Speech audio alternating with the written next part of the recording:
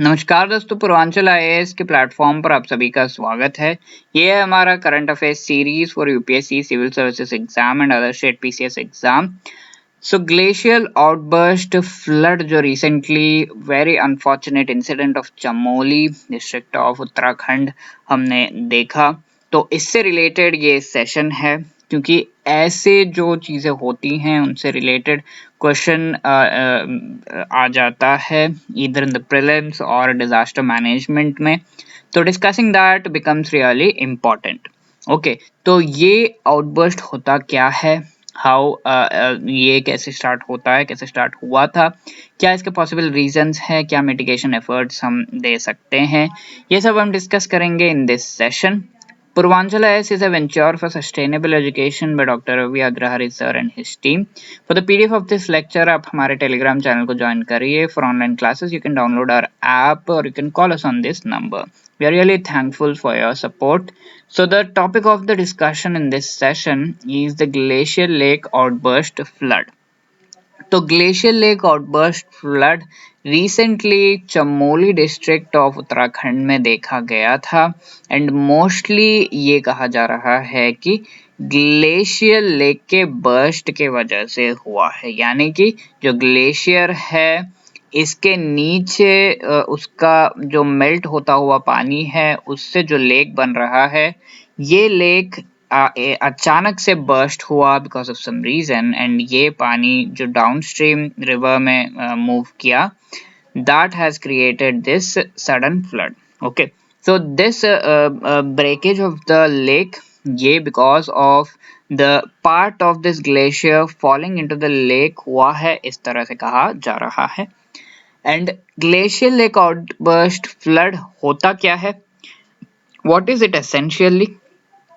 तो a breach in the glacier lake, तो जिस तरह से हमने देखा ये जो ग्लेशियर लेक है उसमें अगर ब्रीच होता है यानी कि कुछ पानी उसका बाहर निकलने लगता है due to sudden surge, and ये सर्ज डाउनस्ट्रीम सर्ज क्रिएट करता है, यानी कि इसके नीचे जो नदी है उसमें ये पानी मिल जाता है और उसके वजह से सडन फ्लड्स आते हैं। Such lakes are formed when glaciers erode land, melt and over time become a large mass of water. तो ये ग्लेशियर मेल्ट होते होते होते होते over time large mass of water बन जाता है, तो ये लेक बनता है। And these can be breached causing flood downstream, तो ये लेक्स जो है वो ब्रीच किए जा सकते हैं और ये वाटर एकाएक एक साथ जो रिवर है उसमें मूव करने लगता है विच क्रिएट्स लार्ज फ्लड्स, जिस तरह से हमने चमोली उत्तराखंड के इलाके में देखा था। तो मॉनिटरिंग दिस ग्लेशियल लेक्स, ये काम किसका है? ये किया जाता है by the central water commission who monitors and prepares also monthly reports। तो मंथली रिपोर्ट्स भी प्रिपेयर किए जाते हैं, मॉनिटरिंग होती है by the central water commission on the state of glacial lakes and water bodies measuring 10 hectares and above via satellite। तो ये तकनीक का भी इस्तेमाल हो रहा है यहाँ पर। तो सेंट्रल वाटर कमीशन ये मॉनिटर करता है एंड रिपोर्ट प्रिपेयर करता है।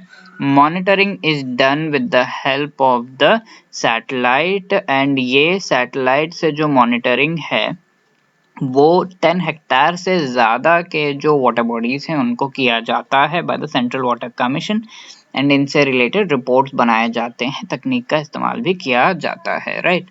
सो ये monitoring of the glacier lake से रिलेटेड हमने देखा।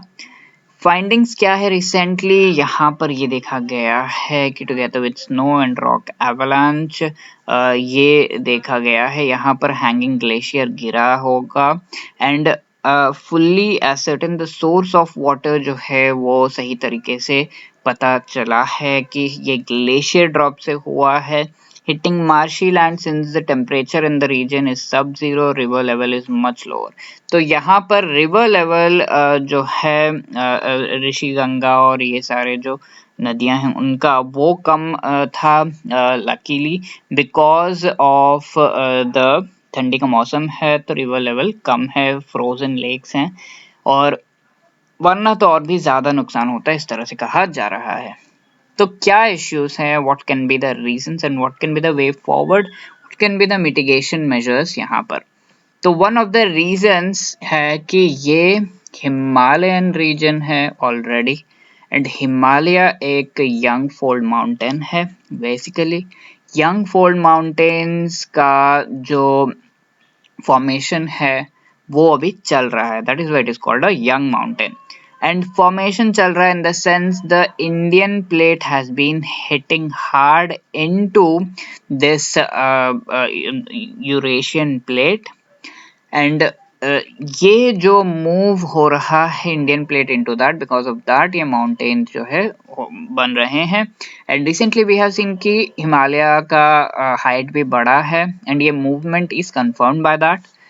ऐसे रीजन में जो ऑलरेडी बहुत ही ज़्यादा मूव हो रहा है, बहुत ही ज़्यादा एक्टिव है, एक्सप्लोजिव्स यूज़ किए जाते हैं माइनिंग के लिए, डैम कंस्ट्रक्शन के लिए, रोड कंस्ट्रक्शन के लिए।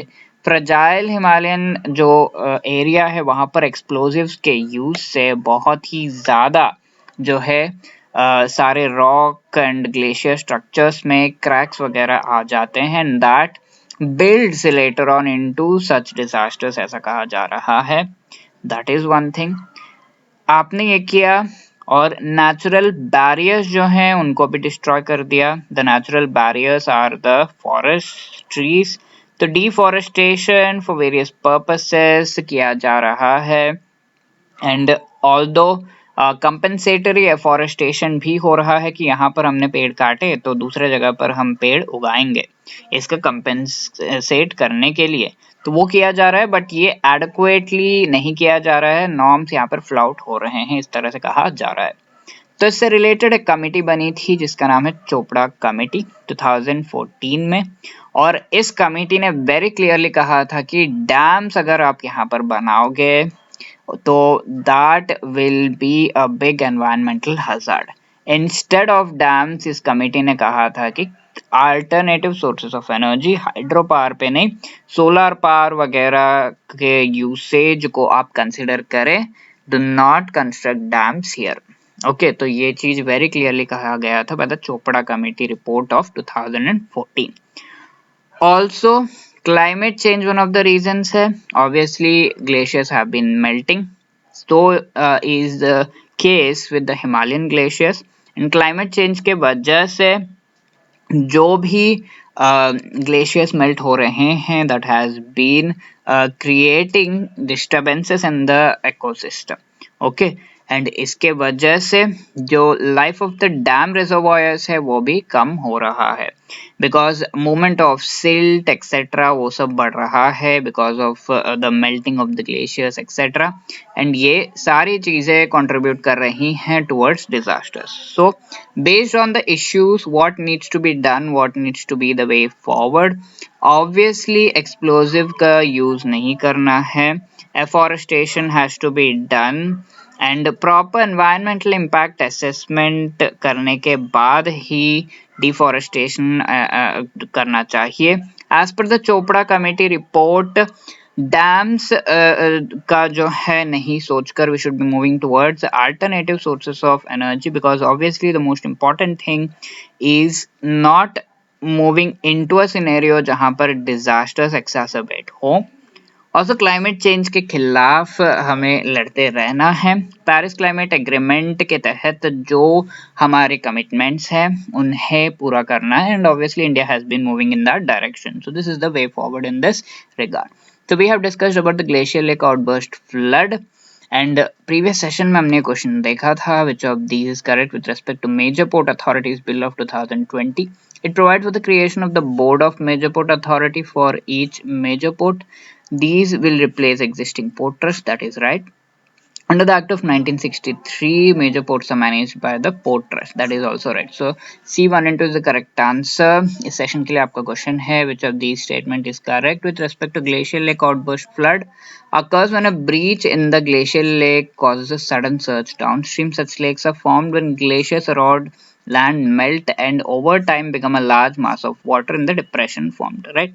So जो भी आपको सही लगता है ABCD प्लीज मेंशन करिए in the comment section. We have come up with this course on current affairs जिसमें प्रैक्टिस भी आपको कराया जा रहा है of these current affairs. Purvanchal IAS के ऐप पर एक्सक्लूसिवली आपको ये कोर्स मिलेगा, you can enrol there. Also we have the NCERT course जहाँ पर NCERT काफी सरल भाषा में आपको समझा दिए जाते हैं। ऑनलाइन यूपीएससी, यूपीपीएससी, एमपीपीएससी और सीजीपीएससी के कोर्सेज भी आपको मिलेंगे at Purvanchal IAS. Full GS के प्रीलिम्स का मेंस का कंप्लीट सिलेबस कवर कराया जाएगा। Also we have the subject wise courses. Thank you, all the best. I hope you have liked this session. For any other query, you can contact us on these numbers.